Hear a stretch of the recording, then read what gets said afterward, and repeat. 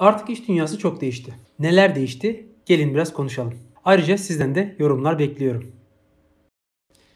İlk olarak eskisi gibi katı kurallar yok. Önce dress code denilen şirket kıyafet yönetmelikleri kalktı. Sonra çalışma alanları eğlenceli üniversite kampüslerine benzemeye başladı. Sonra yavaş yavaş her büyük şirkette pahalı bir ERP yazılımı gerekir fikri kalkmaya başladı. Hatta bugünlerde o kadar güzel işler çıkaran ufak yazılım şirketleri var ki gerçekten çok işe yarar yazılımlar üretiyorlar. Bunlar da ERP gibi alması bir maliyet, kurması başka maliyet, öğrenmesi ayrı bir süreç gerektiren yazılımlar değil. Yönetim kurullarının mutlaka Amerika'daki eski büyük şirketler gibi işlemesi gerektiği düşüncesi terk ediliyor. Peter Drucker çok sevdiğim ve takdir ettiğim duayen bir yönetim danışmanıdır. Kitaplarını hep tavsiye ederim. Ama Drucker'ın bazı anlattıkları artık biraz farklılaşıyor gibi. Amerika'daki dünyanın yeni devleri bambaşka çalışıyorlar. Yönetim kurulu başkanları eski profilde yönetim kurulu başkanı gibi değil. CEO'ları bildiğiniz CEO'lar değil. Dünyanın en varlıklı patronları orta halli hayatlar yaşamanın varlıklı patronlar için gayet mümkün olduğunu gösterdi.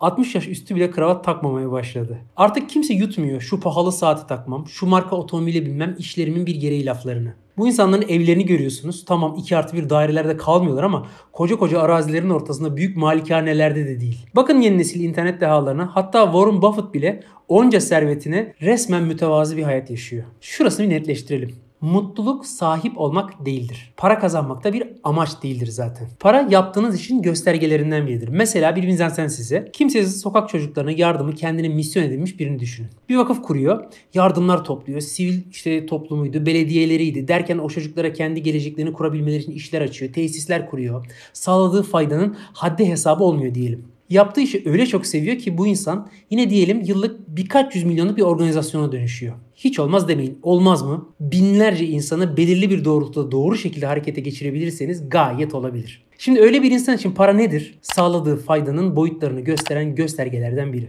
İşte inansanız da inanmasanız da dünyanın yeni nesil büyük patronları kazandıkları onca paralara vakıflar kuruyorlar. İnsanlara yardımlar ediyorlar. Dünya artık koca koca aile şirketleri için dahi eskisi gibi değil. Eskisi gibi olduğunu sanmak ve iş dünyasına, iş yapış biçimine hala öyle farz ederek yaklaşmak işlerinizin aşağı yönde hızla ivmelenmesi demek. En basiti annesinin babasının işini yapmak istemeyen yeni nesil gençleri ele alalım. Baba mesleği demiyorlar. Bunların bazılarının büyük paralarda gözü yok. Tamam bir kesim var.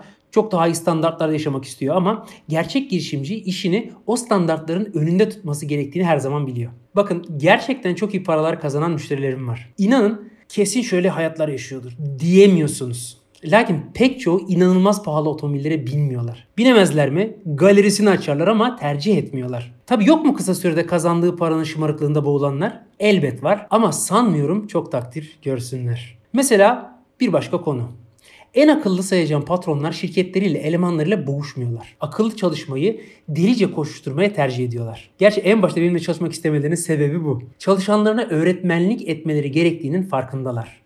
Bunun için de gerçekten çaba sarf ettiklerini görüyorsunuz. Olmuyor mu? İnsanlarla sinir haline girmeye gerek yok. Kibarca teşekkür ediyorlar çalışmakta zorluk çektikleri profesyonellere. Sonra yeni nesil şirketler de farkına vardılar. Tüm dünyayı cebindeki el kadar aletten takip eden Facebook'un kampüsünü, Googlepleks'in ortamını gören profesyonel artık daha köhne, eski bir yerde çalışmak ister mi? Kim ister? Modern aile şirketleri de ellerinden geldiğince bunu sağlamaya çalışıyorlar. Zaten yeni nesil profesyoneller de farklı. Huzur içinde yaşamayı en başa koymuşlar. Standartlarımın altına inmeyeyim diyorlar ama önce iş yerinde huzur, mutluluk. Akıllı patrona bunun farkında. Piyasanın bir miktar üzerine maaş veririm ama en yaratıcı olanını, en çalışkanını çalıştırırım diyor. İşler yükseliyor, iki taraf da mutlu.